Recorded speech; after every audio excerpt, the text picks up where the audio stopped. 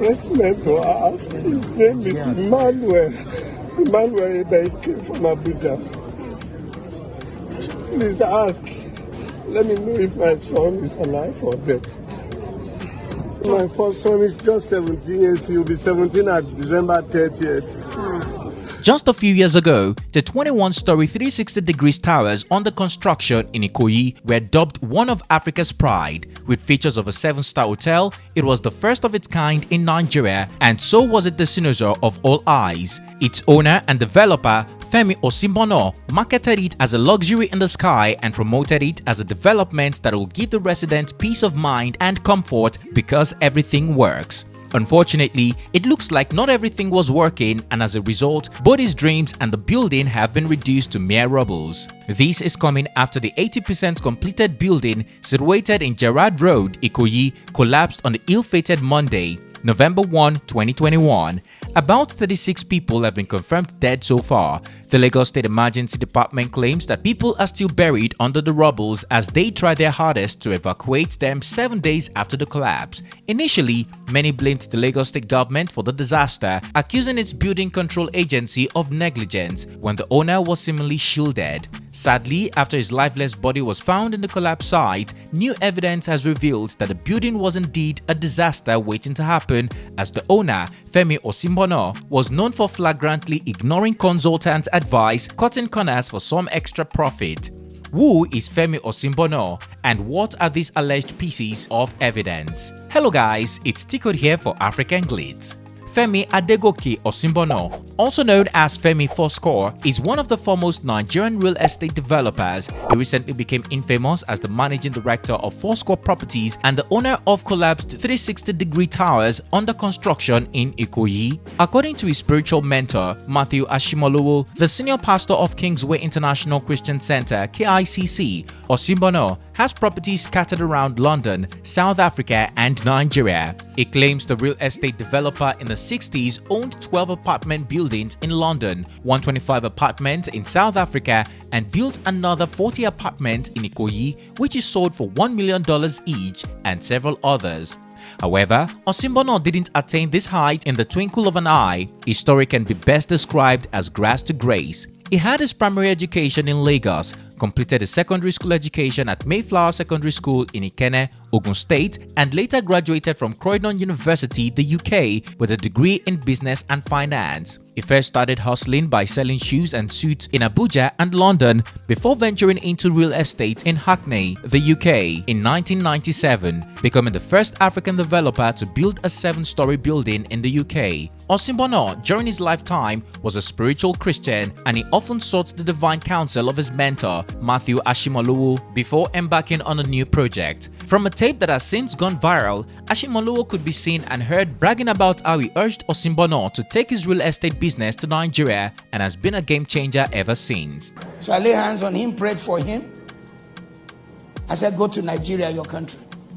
We call him Femi Fourscore. Femi comes to Lagos, he builds, boom, he buys a land in Ikoyi, he builds 40 apartments and sold each one for like $1 million, each one. As I'm talking to you right now, in fact, this morning, Femi sends me a video. He's building, I think, 3 towers together on Alexander. You know Ikoyi, 3 towers together on Alexander. One is 14 floors, one is 16 floors, one is 21 floors. This guy used to sell shirt and tie in Abuja.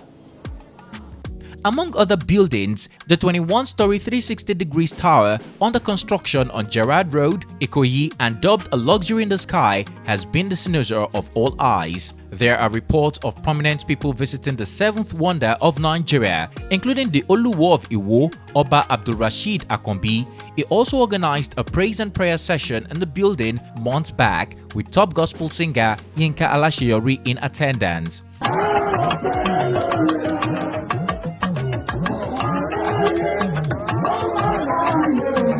It was designed as a 3-tower estate in a 360-degree shape, featuring all the luxury one could find in a 7-star hotel. According to reports, it was 80% completed and built to be concluded in 2022.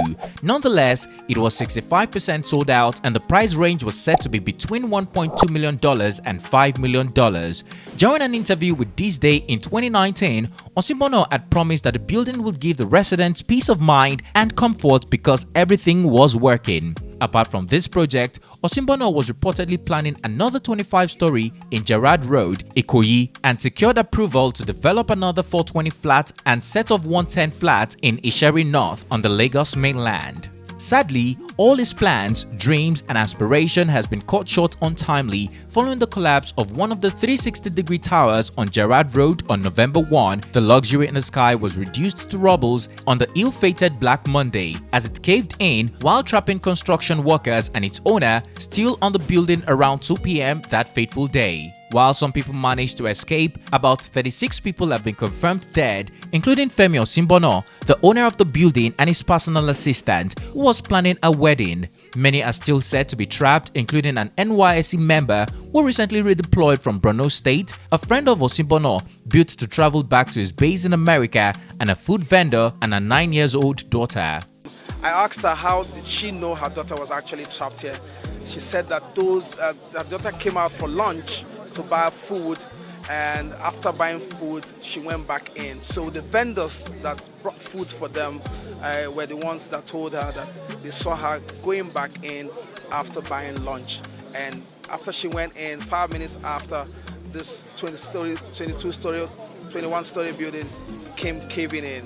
Nollywood actress Zainab Balogun had also cried out 5 days later, mourning the death of her cousin, Samuel Iwelu. He made a video while entering the Ikoyi building before it collapsed on November 1.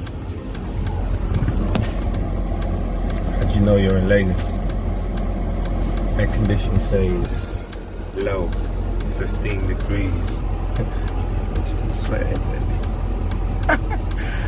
How you know you're in Lagos, but I love it. Come on. Lagos. Oh, and traffic. As the Nigerian Emergency Management Agency comes under heavy criticism for their inability to use a lie detector to locate people trapped under the building over what many termed getting the job on a man-no-man basis, the Lagos state government has been proportioned heavy blames for the disaster.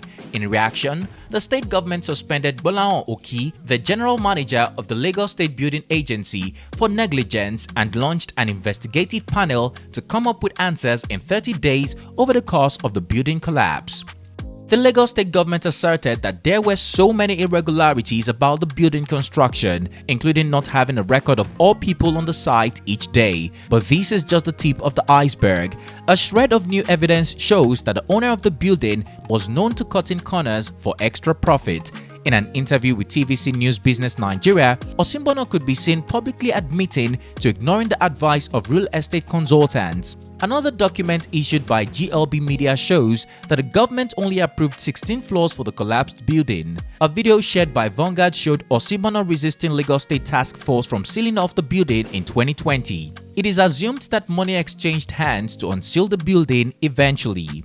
Other documents have also come to light, showing that the building was simply a disaster waiting to happen. It showed that the original plan of the building was in fact 15 floors, but Osibona had flagrantly ignored the advice from consultants, jacking it up to 21 stories. Due to this, the consultants were forced to withdraw their service over the poor execution of the project, saying that they could not vouch for the integrity of the building and no longer shared the same vision with their client, Osibona. Meanwhile, friends and family of Femi Osibona have begun mourning him, sharing eulogies and condolences on social media, including his friend Dele Momodu of Ovation magazine. What do you think about the collapsed Ikoyi building and its now late owner that loved cutting corners for extra profit? Are you shocked to hear about a new building collapse in Lagos in this day and age? Also, who do you think should be blamed for its collapse? The Lagos state government or Femi Osibona, the owner and developer of the building? Lastly, do you think other Lagos home developers have learned a big lesson and will start making sure things are done correctly? Share your opinion in the comment section down below. If you found this video informative, please comment, like and share. Also, don't forget to subscribe for more well-researched African stories and news we know you would like. Click on the bell sign to be notified every time we upload a new video so that you don't miss out. Thanks for watching and see you on our next one.